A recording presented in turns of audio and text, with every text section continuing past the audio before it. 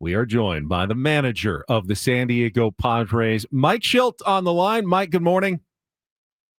Good morning. How we doing? Good. Pretty good, actually. I know it's a tough week for your team. I heard Manny say after the game on Wednesday, you know what? It'd be good to have the day off. Get away, maybe watch some football, be in Denver, do whatever you need. How was the day off for you, and do you agree with what Manny said on Wednesday? Yeah. I think that, stands to reason. A little break, reset, clear your head, get a physical recharge, mental recharge, and get back at it. So, it makes sense to me. Well, you got a few weeks left of the regular season, Skipper, and I heard you in the post game the other day. I was at the game. A lot of boos. It was a valiant effort on the comeback. But I heard you talk after the game, and you said, I take responsibility for this. It starts with me. And I wanted to ask you, what does that look like when you say, I've got to be better? What are you doing to be better? What does that mean when you say that? Is it, pregame meeting? Is it game evaluation? What does that look like for you personally? Really, it's just about making sure we're doing what we need to do to take care and be properly present and focused to execute to win games. And when it's not as consistent on the win column, you got to look at yourself first. And but I can tell you this, over the span of multiple decades, the thing that has allowed me to have the position I'm in is to know that, A, that it just doesn't always work out, and B, what gives you the best chance to win games. And listen, there's no one formula for what that looks like, but there is consistencies in the formula that if they take place, give you your best opportunity, and that starts with everybody working on the same page, being together. I don't feel like that's an issue at all for our club.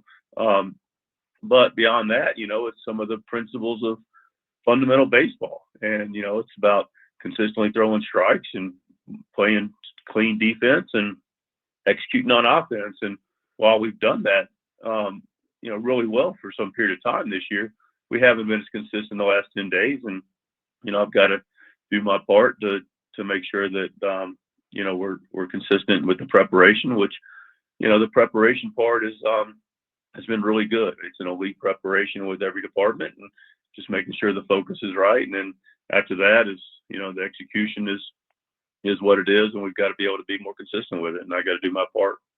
I loved after the game, you declared, though, the inconsistency over. Yes. You said it's over, and, we're moving on. And I think one of the things that you do really well is you stay positive, you stay confident. And I want to ask you to use those skills right now, because we have to, interact every day with the fans, and they've gotten a little nervous, these last few days watching the team.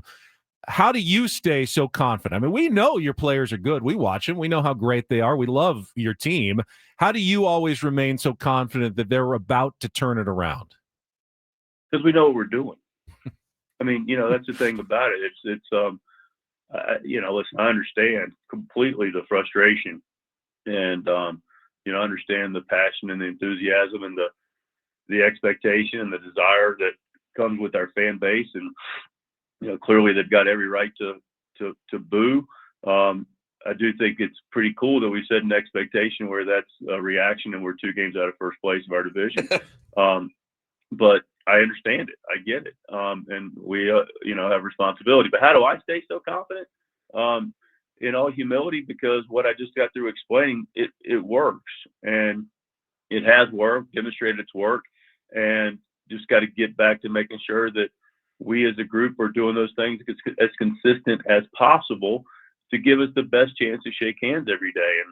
And, it's a game of chances are a proposition. And, the more we put in our favor at every single turn, which is what we look to do and have done, and make no bones about it, the last 10 days, we still worked very tirelessly to prepare and to execute. And our players' desire and to do that is really high. But the fact of the matter is we've had 2 leads after 5 innings in the 10 games. Yeah. And we haven't been able to get leads, and we haven't been able to, to really go as deep as we'd like. And so We know we've had some blows from an injury standpoint, and it hurts a little bit of the psyche of the team. But no one's going to feel sorry for us, and we got to continue to figure out a way to get back and do what we have done for.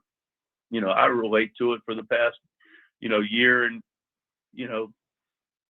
3/4 to 4/5, and being with this group, and I draw upon those things. There would be some panic is strong in my vocabulary, but there'd be some kind of angst or panic. And don't get me wrong, there's some disappointment, frustration, like I said, and there's no one feels it more than I do. But where's my confidence come from?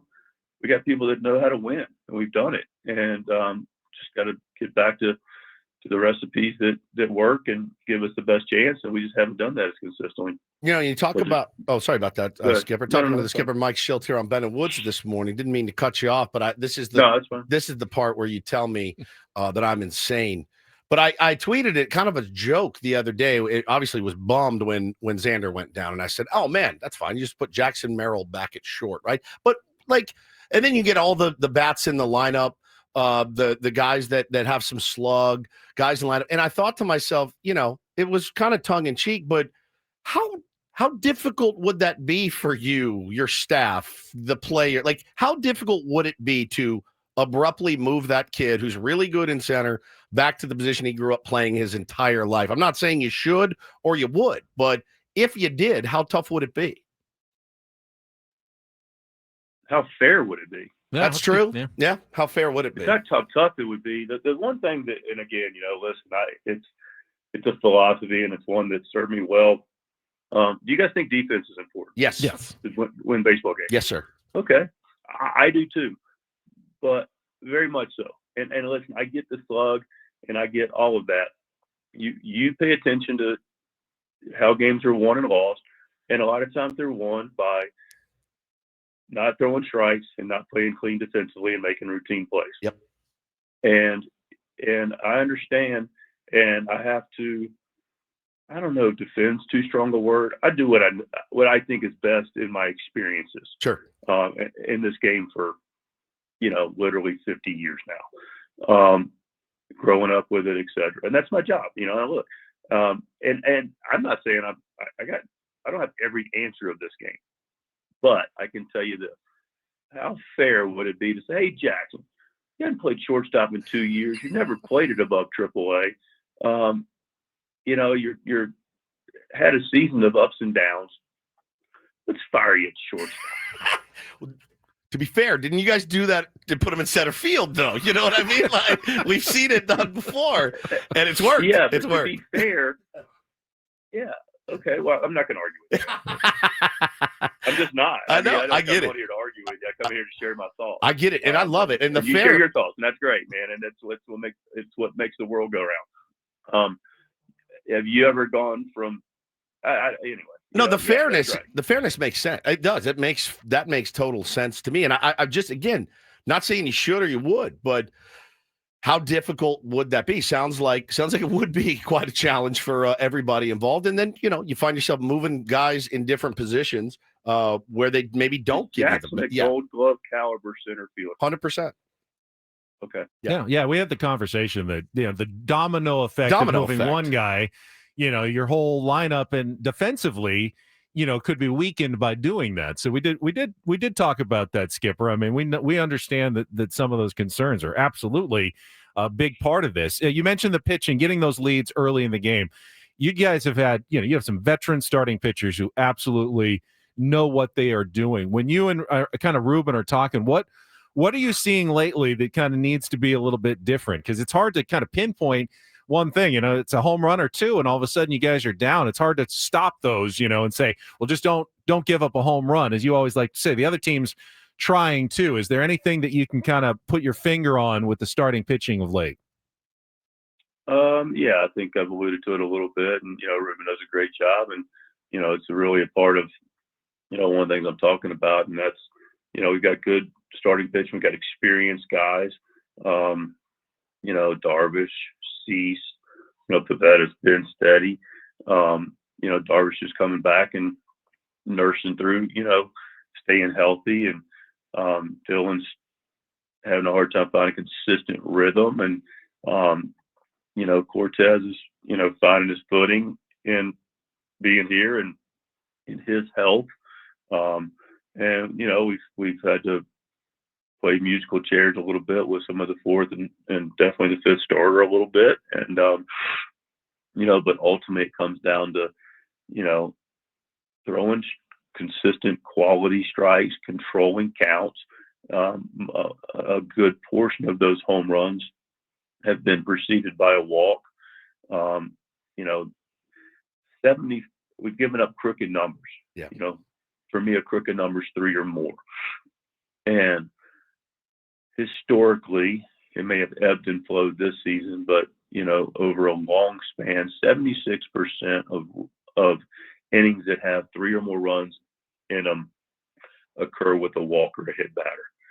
And 100% of our innings that we've walked or hit a batter that has 3 or more runs have had those things take place. And in some cases, guys earn walks. They have an 8-pitch at bat. In some cases, we're trying to fish and get a guy to get himself out, and we're pitching around him. But in many of the cases, we just have not. It's been walks that aren't as competitive. I don't feel like we've thrown inside quite enough. When you're doing both those things and you're not in the strike zone consistently and the ball's not going where you want it to as consistently, and then you have to come in the zone, that's when damage happens. Those are just tried and true principles. They're just, and easier said than done. I'm not saying that these guys aren't trying, and we know they're giving us everything they possibly have, and the preparation is fantastic, and the competitive spirit's great. And but then what you also notice is that a high percentage of errors occur after a walker hit by pitch. Yep. And you peel that back. What has happened? Our defense hasn't been as clean. They go hand in hand. We clean a couple of those things up. We make sure we catch the ball and turn outs into outs. We don't give anything free in competition. Then we give ourselves the best chance to win. And we just haven't done that as consistently. And it really is that simple. And one of the things that I feel good about is not overcorrecting things and, not knee-jerk reactions to certain things. And, and again, people can say, well, maybe you're not as, aggressive with certain things or willing to change. I get that. I also know that teams appreciate when there's some steadiness involved and, we're not moving pieces all around out of, chasing things that may not even be there. Skip, do you have to manage differently in Colorado, as opposed to Cincinnati or New York or anything like that? Obviously, the altitude and all that. I mean, do you have to keep a closer eye? Not that you don't, but is it different? Because it really weird stuff happens in Colorado. I know you know that. You manage many a game there, but do you have to manage any differently? I think you're aware of the environment. I think you'd think, you mentioned Cincinnati. Cincinnati's a smaller version of Colorado, not in altitude, but in, it's a small ballpark. So, you don't feel like, the lead's as safe.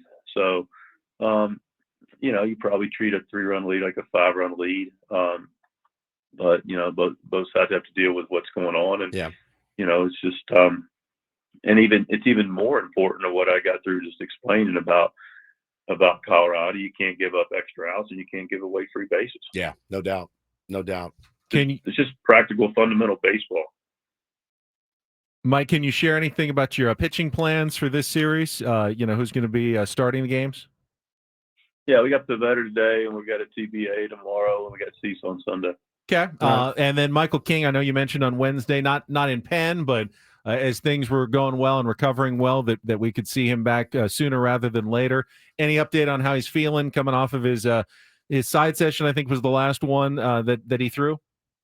Michael threw a game in Arizona in a bridge game, threw 5 innings yesterday, 62 pitches, and was able to fill his position. And it hasn't been so much of Michael being able to get on the mound. It's been more about Michael recovering from the load of what's taking place that given day when he's asking to compete a little bit more in either a side or a live or in yesterday an actual game. So we'll see how he recovers, and if he does, yeah, he's trending towards getting back with us. Last one for me, Skip. It's a skipper Mike Shildt on with Ben and Woods this morning. Obviously, when you lose a player and person of Jason Adams' caliber, like you mentioned, some injury concerns have hit. For you now, I mean, he's such a big piece of the bullpen, leaned on him a lot. What does it look like now? How do you have to change your consideration of how you sequence pitchers and things like that? Because he did bring a really interesting skill set to the team and his ability to spin it, change speeds, really, really effective pitcher. How do you kind of reconcile that now? Yeah, I mean, we miss him. First of all, I mean, what a blow. Yeah. I mean, he's a big part of our team. He's had a real success for us, since the All-Star or the trade deadline last year. He's a absolute stand-up human being, and so we miss all those things from Jason. How we adjust to it. We have a luxury of a deep bullpen, so that's nice. We don't need to draw on as much as we had to recently. But with bullpens, effectively every day is a different puzzle. Yeah. So, that's a thing that, we'll probably be talking about as many years as I manage this team, that, it's not a silo and guys are down certain days. Some days the guys are all up, and all of that changes the dynamic of how we operate and think about using the bullpen. And, we'll figure out to put whoever spot it is to give them the best chance, whoever's the freshest in that moment. And some days it's like, yeah, this is the best ideal matchup. And some days like, this is the best in the situation that we have. Yeah. And we'll continue to do that. Mike, I think that's about it for us. Good luck against the Colorado Rockies this weekend. Look forward to seeing you back at Petco Park next week. Always appreciate the time. Of course, my privilege. There he is, Mike Shildt, the manager's report, refreshed by Eco Water SoCal. Try alkaline water for just $9.95 a month. Eco Water SoCal, keeping it soft since 1925.